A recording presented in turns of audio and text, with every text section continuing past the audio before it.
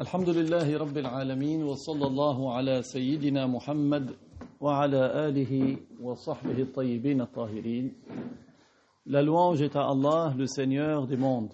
Que Allah honore et élève davantage le rang de notre maître Muhammad sallallahu alayhi wa sallam et qu'il préserve sa communauté de ce qu'il craint pour elle. Allah tabaraka wa ta'ala nous a créés pour nous ordonner de l'adorer. Allah dit dans le Coran: وَمَا خَلَقْتُ الْجِنَّ وَالْإِنسَ إِلَّا لِيَعْبُدُونَ وَمَا خَلَقْتُ الْجِنَّ وَالْإِنسَ إِلَّا لِيَعْبُدُونَ أي إِلَّا لِآمُرَهُمْ بِعِبَادَتِي إِلَّا لِآمُرَهُمْ بِعِبَادَتِي. Ce verset signifie en français: je n'ai créé les djinns et les humains que pour leur ordonner de m'adorer. Je n'ai créé les djinns et les humains que pour leur ordonner de m'adorer. Et Allah a envoyé des prophètes pour enseigner aux gens comment adorer Dieu. La raison à elle toute seule ne nous suffit pas pour connaître qu'est-ce qui va nous sauver dans l'au-delà. La raison à elle toute seule ne nous permet pas de connaître quelles sont les choses qui nous sauvent dans l'au-delà. C'est pour cela que, par sa miséricorde, Allah a envoyé des prophètes. Et ces prophètes ont tous enseigné la même croyance, la même religion. C'est la religion de l'islam. Allah Ta'ala dit: Inna ad-dina 'inda Allahi al-Islam. Inna ad-dina 'inda Allahi al-Islam, c'est-à-dire la religion que Dieu agrée, c'est l'islam. La religion que Dieu agrée, c'est l'islam. Et il dit également: وَمَنْ يَبْتَغِ غَيْرَ الْإِسْلَامِ دِينًا فَلَنْ يُقْبَلَ مِنْهُ وَهُوَ فِي الْآخِرَةِ مِنَ الْخَاسِرِينَ. وَمَنْ يَبْتَغِ غَيْرَ الْإِسْلَامِ دِينًا فَلَنْ يُقْبَلَ مِنْهُ وَهُوَ فِي الْآخِرَةِ مِنَ الْخَاسِرِينَ. C'est-à-dire celui qui suit autre que l'islam comme religion, elle ne sera pas acceptée de lui. Celui qui suit autre que l'islam comme religion, il suit, par exemple, il adore les vaches, ou bien il adore les statues, ou il adore quelque chose qui a un fils. Cette religion ne sera pas acceptée de lui. Et dans l'au-delà, il fera partie des perdants. وَهُوَ فِي الْآخِرَةِ مِنَ الْخَاسِرِينَ. C'est pour cela que notre prophète alayhi salatu wassalam a dit: أَفْضَلُ مَا قُلْتُ أَنَا وَالنَّبِيُّونَ مِنْ قَبْلِي لَا إِلَهَ إِلَّا اللَّهِ.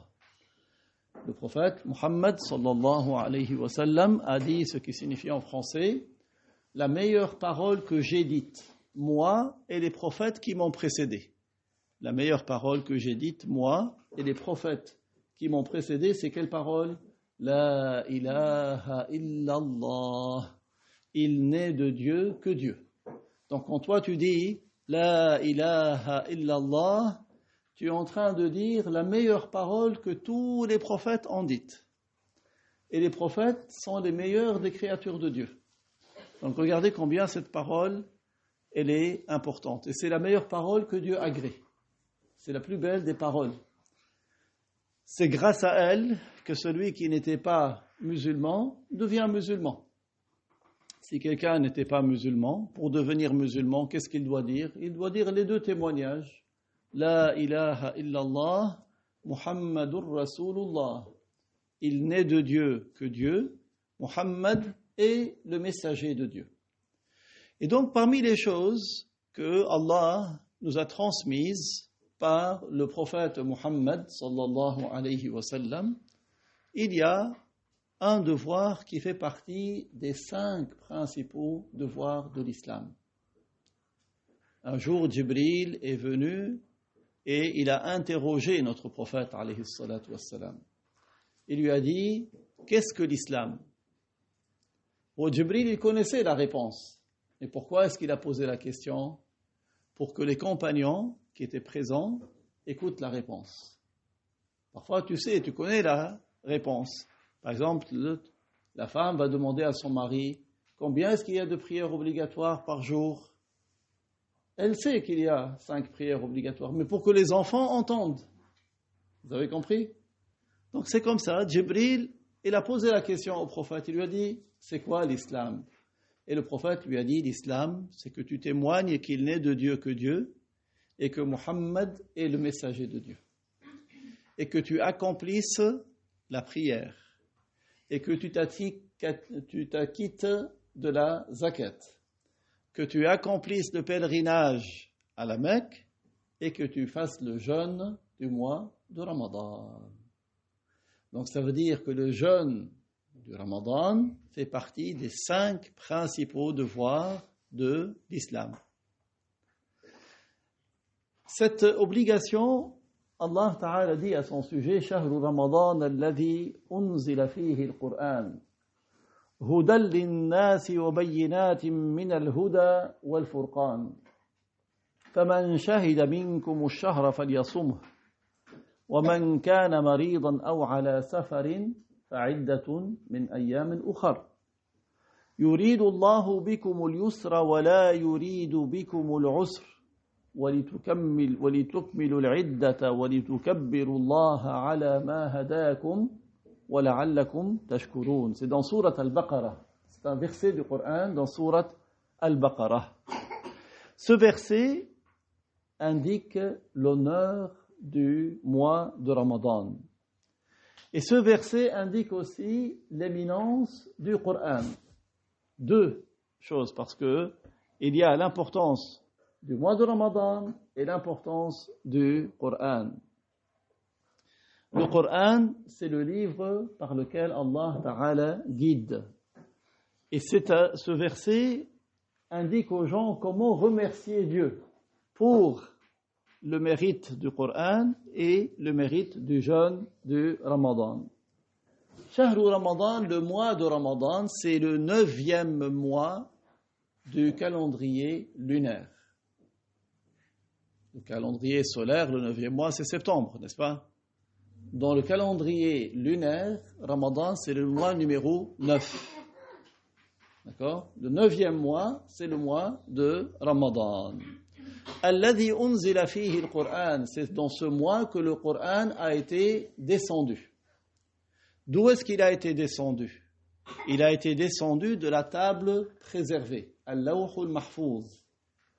C'est-à-dire que c'est pendant le mois de Ramadan, une nuit du mois de Ramadan, tout le Coran qui était inscrit sur la table préservée, Jibril alayhi salam l'a fait descendre jusqu'à un endroit dans le ciel du bas-monde. En une seule fois, il est descendu, il a fait descendre la nuit de Al-Qadr. Laylatul Qadr, cette année-là, il a fait descendre depuis la table préservée, Al-Lawh al-Mahfouz, jusqu'au ciel du bas-monde. La preuve en est la sourate que vous connaissez, Inna anzalnahu fi laylatil qadr. Nous l'avons fait descendre la nuit de Al-Qadr. Dans un endroit dans le ciel du bas-monde, c'est le ciel que nous voyons qui est au-dessus de nos têtes, qui s'appelle Baytul Izzah. Donc c'est dans cet endroit-là que depuis la table préservée jusqu'à Baytul Izzah, Jibril a fait descendre le Coran. Puis, à partir de Baytul Izzah, dans le ciel du bas-monde, il l'a fait descendre à notre prophète Muhammad sallallahu alayhi wa sallam sur une durée d'environ 23 années. Ce n'est pas d'un seul coup que tout le Coran est descendu sur le prophète. À quel âge notre prophète a reçu sa mission de prophète? Il avait 40 ans. Quand est-ce qu'il est mort? Il avait à peu près 63 ans. Donc entre l'âge de 40 et 63, il a reçu la révélation du Coran partie par partie, en fonction des événements. Mais la première fois qu'il a été descendu, c'était tout entier, mais pas jusqu'au prophète, jusqu'à un endroit dans le ciel du bas-monde qui s'appelle Baytul Izzah. Hudan lin-nas. Le Coran, Hudan lin-nas. Qu'est-ce que ça veut dire Hudan lin-nas? C'est-à-dire une bonne guidée pour les gens. Il les dirige, il les guide de l'égarement vers le bien. Ce qui, le Coran indique aux gens leur félicité dans les deux résidences, dans ce bas monde et dans l'au-delà. Le Coran indique ce qui est un bien pour nous dans cette vie et dans l'autre vie. وَبَيِّنَاتٍ مِنَ الْهُدَى وَالْفُرْقَانِ, c'est-à-dire que le Coran guide les gens et leur indique les voies de la bonne guidée. Le Coran guide les gens et leur indique les voies de la bonne guidée. Il indique le chemin de la réussite. Le Coran indique le chemin de la réussite. Il indique le chemin pour être sauvé. Le Coran indique comment faire la distinguo entre le bon et le mauvais. فَمَنْ شَهِدَ مِنْكُمُ الشَّهْرَ فَلْيَصُمْهُ. Celui d'entre vous qui est vivant, lorsque le mois de Ramadan commence, alors il doit jeûner. Celui d'entre vous qui est vivant, lorsque le mois de Ramadan arrive, il doit jeûner. C'est-à-dire, c'est une obligation de jeûner le mois de Ramadan. وَمَنْ كَانَ مَرِيضًا أَوْ عَلَى سَفَرٍ فَعِدَّةٌ مِنْ أَيَّامٍ أُخَرٍ يُرِيدُ اللَّهُ بِكُمُ الْيُسْرَ وَلَا يُرِيدُ بِكُمُ الْعُسْرَ. Si quelqu'un était malade ou quelqu'un était voyageur, alors il rattrapera d'autres jours. Si quelqu'un était malade ou s'il était voyageur, il va rattraper d'autres jours. C'est-à-dire que il y a une autorisation de ne pas jeûner pour le malade et pour celui qui est voyageur. Mais si le malade ou le voyageur ne jeûne pas, il faut qu'il rattrape. Si le malade ou le voyageur ne jeûne pas, il doit rattraper. Combien il rattrape? Le même nombre de jours. Si par exemple il a manqué 4 jours, il rattrape 4 jours. S'il a manqué 2 jours, il rattrape 2 jours. Et si le malade ne peut pas rattraper? On va expliquer son cas. On va expliquer le cas de malade qui peut et le malade qui ne peut pas. Donc, Allah Ta'ala nous annonce qu'il nous facilite et il ne nous rend pas les choses difficiles. Yuridu bikumul yusra wa la yuridu bikumul usr. Allah vous facilite et ne rend pas les choses difficiles. C'est pour cela que nous avons ces autorisations. وَلِتُكْمِلُوا الْعِدَّةَ, c'est-à-dire pour que vous compensiez le nombre de jours que vous auriez éventuellement manqué. Pour que vous jeûniez les 29 ou les 30 jours du mois. Si quelqu'un, pour une excuse, n'a pas jeûné quelques jours, il va rattraper. D'accord? Si par exemple une femme, elle avait l'excuse du mois de 6 jours, elle rattrapera 6 jours. Donc pour que tout le monde, au bout du compte, ils vont jeûner le même nombre de jours, les 29 ou les 30 jours. وَلِتُكَبِّرُوا اللَّهَ عَلَى مَا هَدَاكُمْ, c'est-à-dire, Allah Ta'ala vous a indiqué les règles de votre religion. Quand vous avez, c'est-à-dire, quand vous voyez le croissant lunaire du nouveau mois, après le mois de Ramadan, comment il s'appelle le mois d'après? Comment s'appelle le mois après Ramadan? Shawwal. Il s'appelle Shawwal. Quand vous voyez le croissant de Shawwal, c'est l'Aïd. Quand vous voyez le croissant de Shawwal, c'est l'Aïd. Et donc, qu'est-ce qu'on fait l'Aïd? On fait le takbir. On récite les évocations de Dieu. On dit Allahu Akbar, Allahu Akbar. C'est pour remercier Dieu. Parce que quand on évoque Dieu, on gagne beaucoup de récompenses. Celui qui évoque Dieu, il gagne beaucoup de récompenses. Quelle était la meilleure parole d'évocation de Dieu qu'on a dit au début du cours? C'était quoi? La ilaha illallah. Ça, c'est la meilleure. D'accord? Mais aussi, Allahu Akbar, c'est bien. D'ailleurs, quand on pense la prière, qu'est-ce qu'on dit? On dit Allahu Akbar. Et la prière, c'est la meilleure des œuvres qu'on fait de toute la journée. Vous voyez? Donc, la parole Allahu Akbar, qu'est-ce que ça veut dire? Ça ne veut pas dire Allah est grand. Attention, ne dites pas cela. Parce que Allah n'est pas un corps. On ne dit pas que Allah c'est un corps de grande taille. Allahu Akbar, ça veut dire Allahu aqdaru min kulli qadir, wa a'lamu min kulli alim, wa a'zamu min kulli azim, wallahu ghalibun ala kulli shay. Allahu ghalibu kulli shay. Ça veut dire Allah, il a un plus haut degré que tout autre. Quand on dit Allahu Akbar, ça veut dire Allah, il a un plus grand degré que tout autre. Allah, il a plus de science que tout autre. Allah, il est plus éminent que tout autre. Qu'est-ce que ça veut dire Allahu Akbar? Allah a un plus haut degré que tout autre. Il a une plus grande puissance que tous ceux qui ont une puissance. Il a plus de science que tous ceux qui ont une science. Il est plus éminent en degré que tous ceux qui sont éminents en degré. C'est ça le sens de Allahu Akbar. Donc Allah mérite plus de vénération que tout autre. Allah mérite qu'on se soumette à lui plus que tout autre. C'est ça le sens de Allahu Akbar. Donc ne prenez pas les traductions de certains ignorants, ils disent Allah est grand. Même si eux, ils visent grand par le degré, mais c'est quelque chose qui peut prêter à confusion. Si quelqu'un il n'a pas appris, il peut comprendre de travers. Donc on ne dit pas qu'Allah il est grand. Quand on dit qu'un tel est grand, le premier sens que tu comprends c'est quoi? C'est qu'il est grand de taille. C'est ça. C'est ça le premier sens en français. Ça peut admettre d'autres sens. Mais comme ça peut prêter à confusion, on ne va pas l'utiliser au sujet de Dieu. On dit Allah a plus de puissance que tous ceux qui ont une puissance. Allah a plus de science que tous ceux qui ont une science. Allah est plus éminent en degré que tous ceux qui sont éminents en degré. C'est ça le sens de Allahu Akbar. D'accord? Et Allahu Akbar, c'est une preuve aussi de l'unicité de Dieu. Parce qu'il n'y a pas autre que lui qui a son degré, qui a sa science, qui a sa puissance. C'est une preuve de son unicité. Allah n'a pas de ressemblance avec ses créatures. Allah, il n'a pas de ressemblance avec ses créatures. Il n'est pas un corps qui a des dimensions.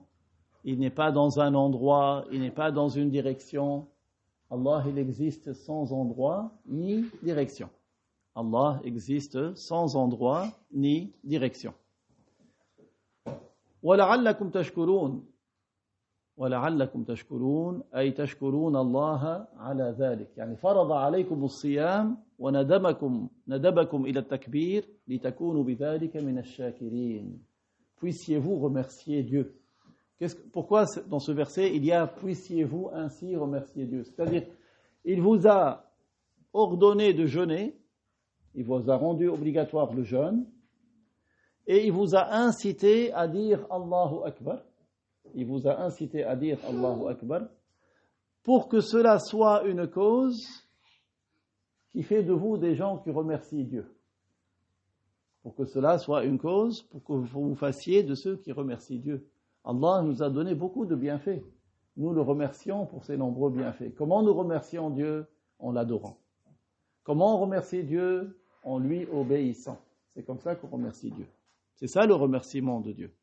On remercie Dieu en obéissant à ses ordres et en évitant ses interdits. Donc celui qui remercie Dieu, c'est celui qui utilise tous les biens, toutes les grâces que Dieu lui a accordées dans l'obéissance. C'est celui-là qui remercie Dieu. Quelqu'un qui utilise les bienfaits qu'Allah lui a accordés pour désobéir, il n'a pas remercié Dieu. Si quelqu'un utilise les biens qu'Allah lui a accordés pour désobéir, il n'aura pas remercié Dieu. Même si lui, il dit Alhamdulillah, Alhamdulillah, Alhamdulillah, mais s'il utilise les bienfaits qu'Allah lui a accordés pour désobéir, c'est pas quelqu'un qui a remercié Dieu. Celui qui remercie Dieu, c'est celui qui utilise les bienfaits de Dieu dans l'obéissance à Dieu, dans ce qui est autorisé. Alors, parmi le remerciement de Dieu, et c'est un remerciement obligatoire, il y a le jeûne du mois de Ramadan. Le jeûne, c'est un acte d'adoration qui consiste à faire preuve d'abstinence. Le jeûne, c'est un acte d'adoration qui consiste à faire preuve d'abstinence de tout ce qui annule le jeûne. On va les citer, les choses qui annulent le jeûne. Depuis le lever de l'aube jusqu'au coucher du soleil. Donc nous devons faire abstinence de tout ce qui annule le jeûne depuis le lever de l'aube jusqu'au coucher du soleil. Alors c'est quoi les choses qui annulent le jeûne? C'est manger, c'est boire et ce qui est de cet ordre.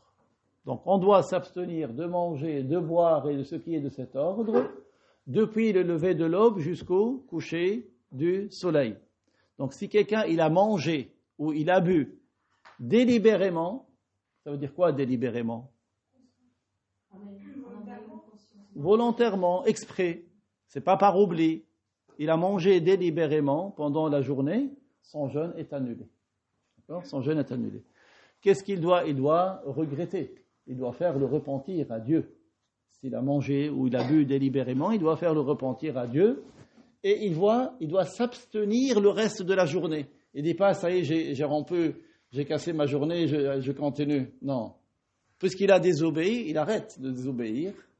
Il s'abstient le reste de la journée et qu'il va rattraper cette journée-là. D'accord? Il va la rattraper. Mais si quelqu'un, il a mangé ou il a bu par oubli, ça arrive. Quelqu'un, par oubli, il a bu un verre d'eau. Après, il dit, mais moi, je fais le jeûne. Eh bien, son jeûne, il n'est pas cassé. Son jeûne est valable. Si quelqu'un, il a mangé ou il a bu par oubli, il n'y a pas de mal pour lui, son jeûne est valable. Donc, on a dit manger et boire, ça annule le jeûne. La même chose que manger ou boire, c'est introduire quelque chose qui a un volume dans une cavité de son corps, à partir d'un orifice naturel. Introduire tout ce qui a un volume, par exemple un grain de sésame. Même si c'est quelque chose qu'on ne mange pas habituellement. Par exemple, il prend un grain de sable, il l'introduit, il a annulé son jeûne. D'accord? Si il introduit par un orifice naturel de son corps. C'est quoi les orifices naturels? C'est le bouche, le nez, l'oreille. Il y a deux avis là-dessus. Certains savants ont dit oui, d'autres ont dit non. Et les orifices inférieurs, par devant et par derrière. Il ne va pas introduire un suppositoire, par exemple, alors qu'il fait le jeûne. Ça annule son jeûne. D'accord? Donc par devant et par derrière, et la bouche et le nez. Les oreilles, les savants ont divergé. Les yeux, les savants ont divergé. D'accord? Il y a deux avis. Donc, on doit s'abstenir d'introduire quelque chose qui a un volume, même tout petit, jusqu'à une cavité de son corps. Notre prophète, alayhi salatu wassalam, nous a enseigné certaines choses. Par exemple, quand on fait le wudu, c'est bien d'inspirer bien l'eau jusqu'à l'intérieur pour se moucher. Ça, c'est quand on ne fait pas le jeûne. Mais si on fait le jeûne, on fait attention. On n'inspire pas beaucoup pour pas que l'eau rentre. Vous voyez, dans le hadith, le prophète a dit وَبَالِغْ فِي الْإِسْتِنْشَاقِ إِلَّا أَن تَكُونَ صَائِمًا وَبَالِغْ فِي الْإِسْتِنْشَاقِ إِلَّا أَن تَكُونَ صَائِمًا, rapporté par At-Tirmidhi.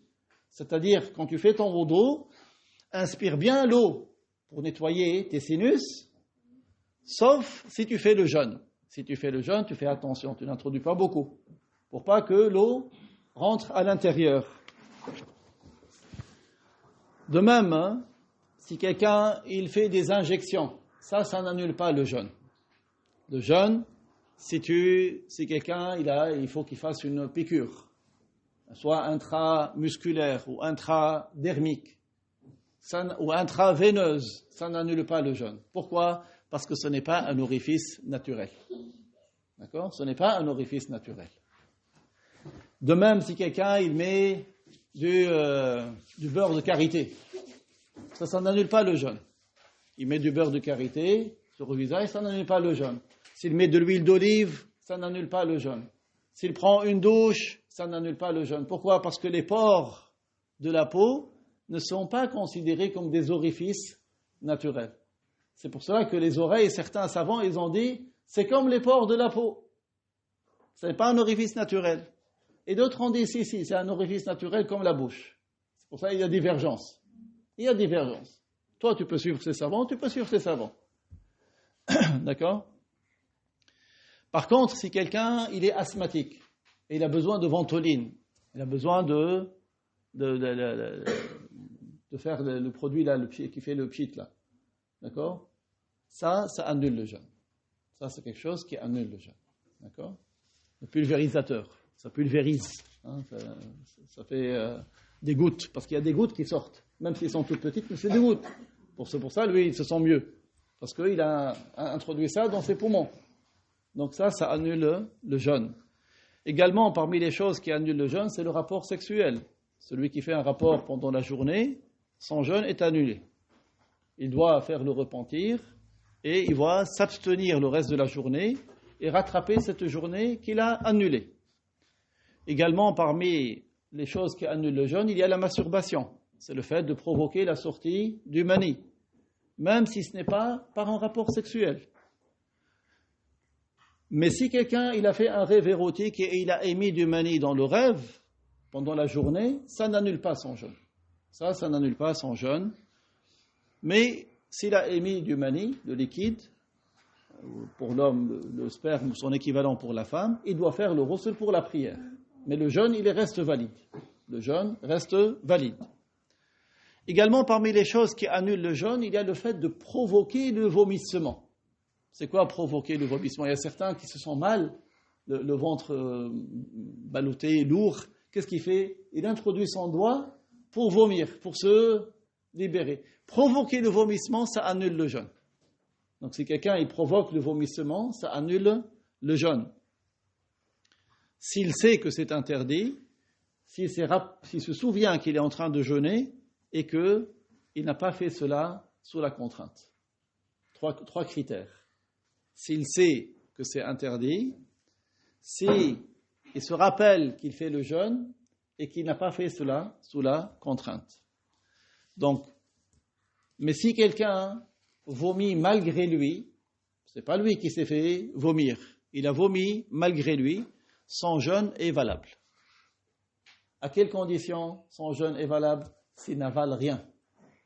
D'accord? Si lui, il a vomi malgré lui et il n'a rien avalé, ni de ce qu'il a vomi, ni de sa salive qui a été salie. C'est-à-dire qu'après avoir vomi, qu'est-ce qu'il a fait? Il s'est rincé la bouche. Il s'est nettoyé bien la bouche. Il a craché, et sa salive est nettoyée. Là, son jeûne est valable. D'accord? Alors, il y a certains qui sont malades des gencives. Ils ont tout le temps du sang.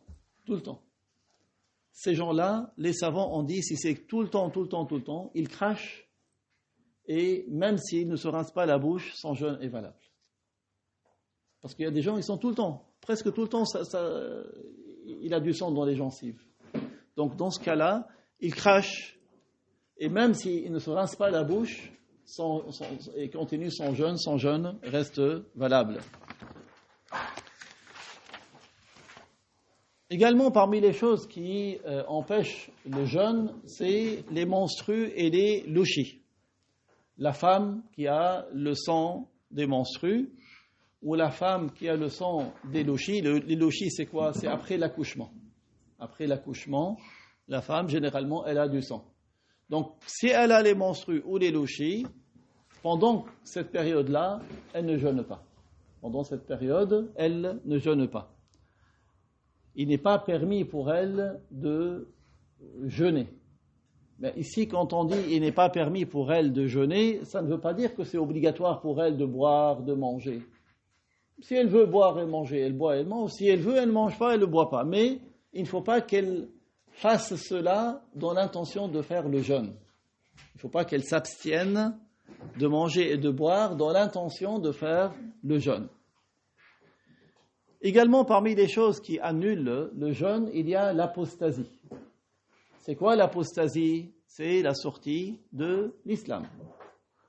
La sortie de l'islam, il y a des choses qui font sortir de l'islam. Il faut apprendre c'est quoi l'apostasie. La règle, c'est que toute parole, toute croyance et tout acte qui indique un rabaissement de Dieu. Toute parole, toute croyance ou tout acte qui indique un rabaissement de Dieu ou un rabaissement des anges ou un rabaissement des prophètes ou un rabaissement d'un des symboles de la religion ou de manque de considération à la promesse de Dieu, le paradis, ou à la menace de Dieu, comme l'enfer, celui qui dit que ce n'est pas important, ou il rend licite quelque chose d'interdit, ou au contraire, il rend interdit quelque chose de licite. Il y a des gens qui parlent comme ça de leur tête, et disent ça c'est interdit, ça c'est licite. Donc, toute parole ou croyance ou acte qui revient à contredire la religion fait sortir de l'islam. Donc celui qui est sorti de l'islam, il a annulé son jeûne. Il aura annulé son jeûne. Qu'est-ce qu'il doit faire? Il doit d'abord revenir à l'islam, Il doit revenir à l'islam. Comment on revient à l'islam? En prononçant La ilaha illallah Muhammadun Rasulullah. Les deux témoignages. Puis, le reste de la journée, il s'abstient. Certains, ils s'énervent parce qu'il est en train de jeûner, il insulte Dieu. Ou parce que sa femme ne lui a pas préparé le tiep comme il voulait, il insulte. Donc là, il insulte Dieu. Ça fait sortir de l'islam.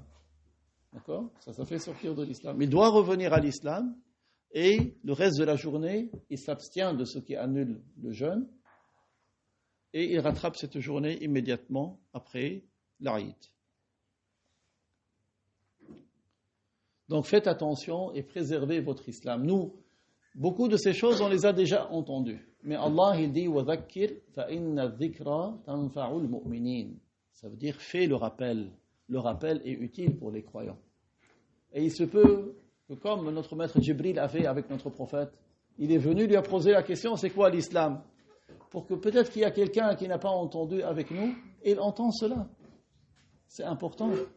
Au lieu de perdre le temps à raconter des sujets qui ne sont pas utiles, on utilise notre temps pour faire des sujets qui sont utiles. On révise nos connaissances. Et parfois, l'un d'entre nous, il oublie. Parfois, il passe par un moment d'inattention. Alors, parmi les choses qui sont des obligations du jeûne, c'est de mettre l'intention de jeûner. Comment on met l'intention de jeûner? On met l'intention de jeûner la veille du jour de jeûne. C'est-à-dire, la nuit, elle commence par quel signe? Par le coucher du soleil. C'est ça qui indique le début de la nuit. Donc, oui, on saura. Donc, au moment du coucher du soleil, ça commence la nuit. Quand est-ce que la nuit, elle finit? Par le lever de l'aube. Donc, on a tout l'intervalle, on met l'intention de jeûner le jour d'après. D'accord? Chaque soir, on met l'intention de jeûner le jour qui vient. D'accord? Ça, c'est selon l'école de l'imam al-Shafi'i. Selon l'école de l'imam Malik, on peut mettre l'intention, la veille du premier jour du mois, de jeûner tout le mois. Selon l'école de l'imam Malik, on peut, la veille du premier jour du mois, dans son cœur, on se dit, j'ai l'intention de jeûner tout le mois de Ramadan de cette année. Et c'est valable. Donc, si vous voulez être tranquille, vous pouvez faire les deux, par précaution. Pourquoi par précaution? Parce que si vous faites l'intention de jeûner tout le mois, et vous mettez cette intention la veille du premier jour, et que chaque soir, vous mettez l'intention de jeûner le lendemain. Si un soir vous avez oublié, selon l'imam Shafi'i, le jeûne n'est pas valable. Mais si vous avez fait aussi l'intention selon l'imam Malik, vous êtes couvert. Vous voyez? Donc c'est une précaution que de mettre l'intention selon l'imam Malik et l'intention selon l'imam Shafi'i. C'est quoi l'intention? C'est que tu te dis dans ton cœur, ce n'est pas une condition que tu prononces. Dans ton cœur, tu dis, j'ai l'intention de jeûner la journée de demain au titre du jeûne obligatoire du mois de Ramadan de cette année. J'ai l'intention de jeûner la journée de demain au titre du jeûne obligatoire de Ramadan de cette année et je le fais par acte de foi et par recherche de récompense de la part de Dieu. Je le fais par acte de foi et par recherche de récompense de la part de Dieu. Tu dis, Nawaitu siyama yawmi ghadin an ada'i siyami ramadana hadhihi sana imanan wa ihtisaban. Imanan wa ihtisaban. Donc c'est ça l'intention. Tu mets dans ton cœur que tu jeûnes la journée de demain. Pourquoi tu la jeûnes? Pour faire l'obligation de Ramadan. De quelle année? De cette année. Vous voyez? C'est ça. Et pourquoi tu le fais? Parce que tu crois en Dieu et tu crois en son prophète et que tu veux le faire pour gagner des récompenses.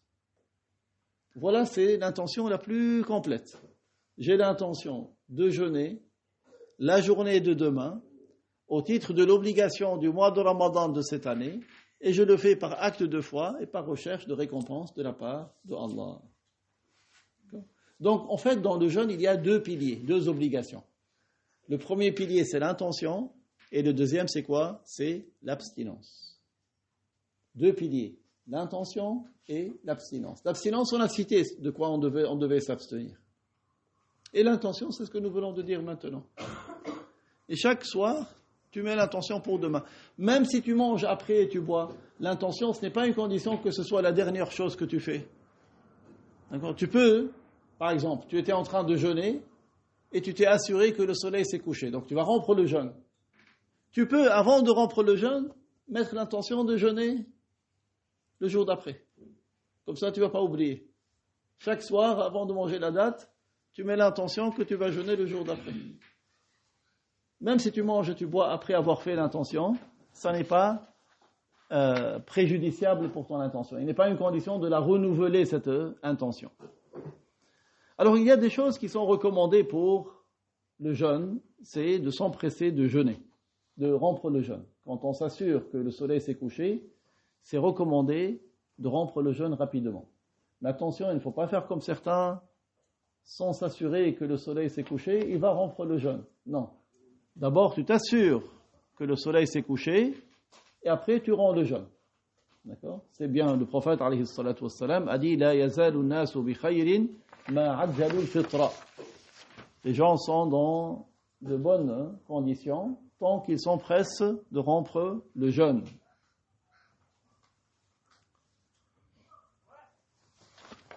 Alors, comment tu sais que le soleil s'est couché? Par exemple, ici, en France, parfois, dans certaines saisons, on ne voit pas très bien. Donc, soit tu peux regarder du côté où le soleil se couche. Si tu as un horizon qui est plat, si tu vois tout le disque solaire qui se couche, ça veut dire que le soleil s'est couché. Ou alors, tu regardes à l'opposé de là où se couche le soleil. C'est quoi? C'est au levant, à l'est. Donc, tu vois à l'est, si ça devient sombre, si tu vois que c'est sombre, ça veut dire que le soleil s'est couché. Si c'est sombre à côté de l'est, ça veut dire que le soleil s'est couché. Parce que c'est une obscurité qui commence à l'horizon est, puis elle va s'étendre partout. Au début, elle est juste au niveau de l'horizon est. Il est bien aussi de rompre le jeûne en mangeant une date. C'est bien de rompre le jeûne avec une date. Et c'est bien aussi de retarder le sahour. Le prophète alayhi salatu wassalam a dit Inna ma'ashara al-anbiya umirna bi ta'khir as-suhur wa ta'jil al-futur wa an nadriba aymanana ala shama'ilina fi as-salat. Un hadith rapporté par l'imam Ahmad. Ce qui signifie nous autres prophètes, nous avons reçu l'ordre de retarder le suhour et de s'empresser pour le futur. Nous avons reçu l'ordre de retarder le suhour. Le suhour, c'est ce que l'on consomme avant l'aube. C'est ça le suhour. Et de s'empresser pour le futur. Le futur, c'est le dîner, pour manger. Donc c'est bien de rompre rapidement le jeûne et c'est bien de retarder au maximum le suhour. Et dans le hadith, le prophète alayhi salatu wassalam a dit Inna lis-sa'imi farhatan. Donc le jeûneur, il a deux joies. Farhatun 'inda fitrihi wa farhatun 'inda liqa'i rabbih. Le jeûneur, il a deux joies. Une joie lorsqu'il va rompre son jeûne et une joie lorsqu'il viendra au jour du jugement avec les récompenses du jeûne. Le jeûneur, il a deux joies. Une joie lorsqu'il rompt le jeûne et une joie lorsqu'il viendra au jugement de son Seigneur avec la récompense du jeûne. Également, nous devons... le suhour, ce n'est pas une obligation, mais c'est quelque chose qui est bien parce que ça renouvelle l'ardeur, la vigueur pour le corps. Ça renforce le cœur de faire le suhour. Mais ce n'est pas une condition que ce soit quelque chose de très lourd. Parfois, certains... tu prends quelque chose de léger, mais il y a une baraka. Même si c'est une gorgée d'eau, Allah te donne la baraka dans ce suhour. Le prophète, alayhi salatu wassalam, il a dit Ista'inu bi ta'ami as-sahar ala siyam an-nahar wa bi qaylulati an-nahar ala qiyam al-layl. Faites-vous aider par la nourriture de la fin de la nuit pour supporter le jeûne de la journée. faites-vous aider par la nourriture de la fin de la nuit pour supporter le jeûne de la journée, et faites-vous aider par la sieste pendant la journée pour pouvoir supporter les veillées pendant la nuit. Et faites-vous aider par la sieste pendant la journée pour supporter les veillées pendant la nuit. D'accord ? La sieste, c'est bien la sieste. On appelle qayloula. D'accord ? Donc, ça aussi, c'est quelque chose, c'est important d'éduquer nos enfants sur cela et de le faire grandir sur ces actes d'obéissance pour qu'ils fassent l'adoration convenablement. Et dans le hadith, le prophète a dit tasahharu fa inna fi as-sahuri barakah. Donc, prenez le sahour, il y a de la baraka dans le sahour. Bien sûr, on retarde le sahour tant que l'aube ne s'est pas levée. Tant que l'aube ne s'est pas levée. Alors, on a dit que celui qui était malade, il peut ne pas jeûner. Il y a aussi la femme qui est enceinte et la femme qui allaite. Elle peut ne pas jeûner. Il y a le voyageur aussi qui peut ne pas jeûner. Donc, le voyageur, c'est mieux pour lui de jeûner, mais il a l'autorisation de ne pas jeûner. Il peut ne pas jeûner. C'est une autorisation. Il n'est pas obligé de prendre cette autorisation. Si le voyage n'est pas fatigant pour lui, le mieux c'est qu'il jeûne. Le mieux c'est qu'il jeûne.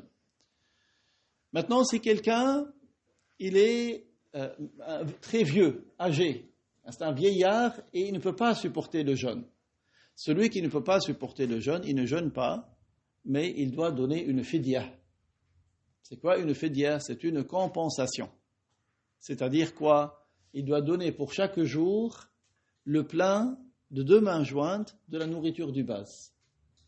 Il donne pour chaque jour le plein de 2 mains jointes de la nourriture de base, par exemple du blé ou du riz, à un pauvre. D'accord ? Ça, c'est selon l'école de l'imam al-Shafi'i. Selon l'école de l'imam Abu Hanifa, il doit donner soit la moitié d'un sa' de blé, ou bien un sa' d'orge ou de date ou autre. C'est quoi un demi-sa' de blé? C'est environ 2 kg 145 grammes. Pour chaque jour, il donne 2,145 grammes de blé. Environ. Et selon l'école de l'imam Abu Hanifa, il peut donner l'équivalent en argent. Combien? Tu calcules, tu vas voir combien ça coûte 2,145 grammes de blé, et c'est ça qu'il va donner pour chaque jour. Donc je répète, si quelqu'un il est vieux, malade, il ne peut pas jeûner, il doit donner pour chaque jour une fidya, parce qu'il ne jeûne pas. C'est quoi cette fidya? On a dit, c'est le plein de 2 mains jointes de la nourriture de base. Ça, c'est selon l'école de l'imam al-Shafi'i. Selon l'école de l'imam Abu Hanifa, c'est un demi-sa'. Un sa' chez Abu Hanifa, c'est 6 mouds. Un demi-sa', c'est 3 mouds. 3 mouds, c'est environ 2 kg 145 grammes de blé. 3 mouds de blé, c'est 2 kg 145 grammes.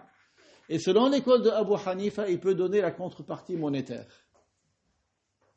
D'accord ? Donc il va voir combien ça coûte 2 kg 145 grammes de blé, et il va donner l'équivalent à un pauvre, et ça pour chaque jour. Selon l'imam Abu Hanifa, il peut donner du début du mois pour tout le mois. Mais selon l'imam Shafi'i, il faut qu'il donne au jour le jour.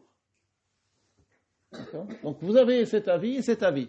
Selon l'imam Shafi'i, il ne peut pas donner en euros. Il faut qu'il donne du blé ou du riz. Mais selon l'imam Abu Hanifa, il peut donner en euros. Mais la quantité est différente. Vous voyez, si vous voulez suivre une école ou telle école, il faut être cohérent. Il faut être cohérent selon cette école-là. D'accord ? Alors, si quelqu'un il est malade d'une maladie qui n'est pas, dont on n'espère pas la guérison, selon l'imam Shafi'i, il doit donner comme pour le vieillard.